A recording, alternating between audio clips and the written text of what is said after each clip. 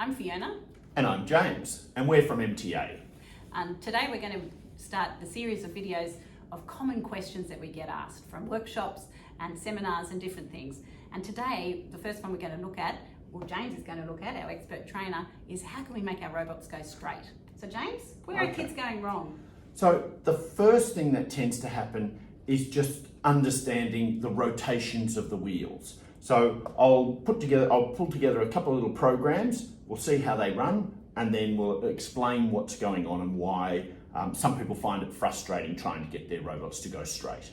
So a common problem, people will drag out these files, and they'll get these blocks of code. And so we change it so it's working with each wheel.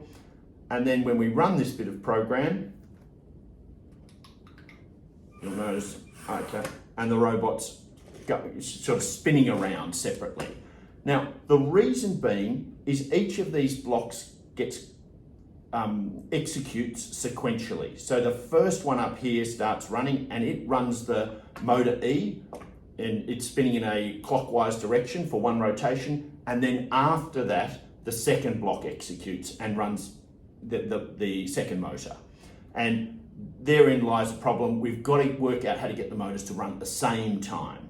So if we scrap that block, okay, or seemingly the same time, and then introduce these blocks, these start motor. And I'm going to add in as well these speed, where we determine the speed so it doesn't go too fast, and we'll slow it down so it's easier for you to see as well.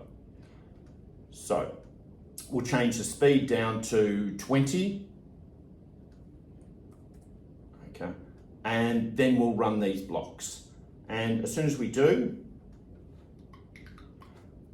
what you notice is the robot's spinning around backwards. Okay, and you can see there that I've mucked up the code slightly, and we've got to make a reference to each of the motors, so both motor E and motor F. So if we run it this time, you can see there it's just spinning on the spot. Now, the hard part to understand there is that in order for this robot to move forward, the wheel on this side needs to move in an anti-clockwise direction, and at the same time the wheel on this side needs to move in a clockwise direction. So we've got to give it the instruction. If we give it the same instruction, it's just one's going to go back, one of the wheels is going to go backwards and one's going to go forwards, and it just spins on the spot. So we actually need to change this around, and so we can change around, say, motor F to work in a anti-clockwise direction. So when we run it this time around, it'll either move forwards or backwards. Hey. And you can see it's moving backwards at this stage, okay? So that's an improvement, okay? It's no longer spinning on the spot. If we want it to move forwards instead of backwards, we've got to change the order, the direction of both those motors. So I'll change motor E around to go anti-clockwise, and I'll choose motor F to go clockwise. So this time around, Let's see what he does. It starts driving in a straight line. Okay, so that's yeah. So it's an easy fix. That's good. That's the beginnings of the fix. There are a couple of other steps, and I'll jump in and show you. What happens in that case is sometimes some of the motors are a little bit more efficient than other motors, and some of them go a fraction faster, and you can still get them veering off course. And so what Lego have done is we're going to move away from the blue single motor blocks, and we're now going to introduce the pink movement blocks. And what the pink movement blocks are is they're pairing two motors together. So these the motors inside here have encoders in them, so they can tell how far the wheel has rotated around in degrees. And what we're going to do is we're going to pair these two motors using the movement blocks. So the first thing we need to do here is declare what motors we're pairing together. And you can see as I drag it out, it's already lined up motors E and F. So the next thing I want to do is set the speed for the motors. Okay, so the two motors together. So this time we'll make it 30%, just so you can see it and slow it down and move it. By default, if you don't put that, set the speed, it comes out at about a speed of 75. But in this case, I've changed it, I've slowed it down so everyone can see, it's more easy to see what's going on. Okay, Then we decide we can drag out one of these blocks to get it to move forward. Now this start moving block, okay, I guess it's important to understand these first two blocks, the set where we're setting up which motors are paired to move, and the following one, the set the speed to where I set it to a certain speed, don't actually activate the robot. They don't make it move, it'll just sit there, okay? And it's just, we're setting up all the variables, if you like. However, once we add this start moving block, it's either going to move forwards or backwards at this stage. So we'll run the motors, and in this case, it moves forward. Now, while it's rolling forward, what we've got is each of these motors, if the motor on the left has turned 90 degrees, then the hub itself will check and make sure that the motor on the right has also moved 90 degrees. And so it's always keeping the motors in sync.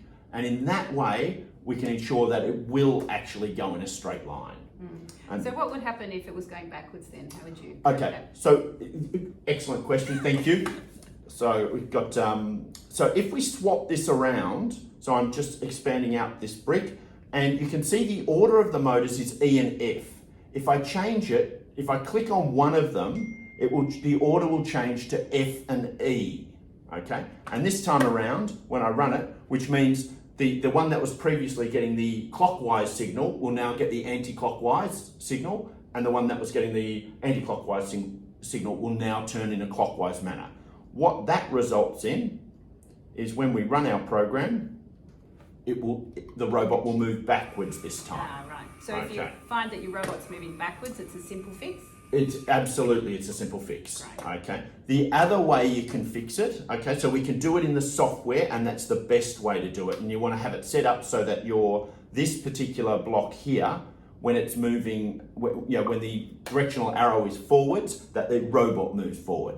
The other way you can adjust this is to physically change the cables as well. You can see I haven't changed the code at all, but I'm now just swapping around the ports that the motors are plugged into. So this time around, when I run this, it will go forwards again. So there you go. So you can see there's a variety of ways that you can modify in ensuring that the robot that you've designed moves in a forwards direction. You can do it in the software, and it's best to use the pink blocks to get that sort of straight movement, or you can physically change the cables around. I recommend learning to do it in the software. It's a much better solution. Absolutely, but it's a good cheat for kids who might be a bit frustrated with programming, that a simple click and change. Absolutely, absolutely, yeah. So yeah, they are sort of the common reasons why people will struggle to get their robots to move in a straight line. That's excellent. All right. Okay, thanks, James. No problem. And I hope you learnt today and are feeling more confident about getting your robot to go in a straight line. All right. See you next time. Bye-bye.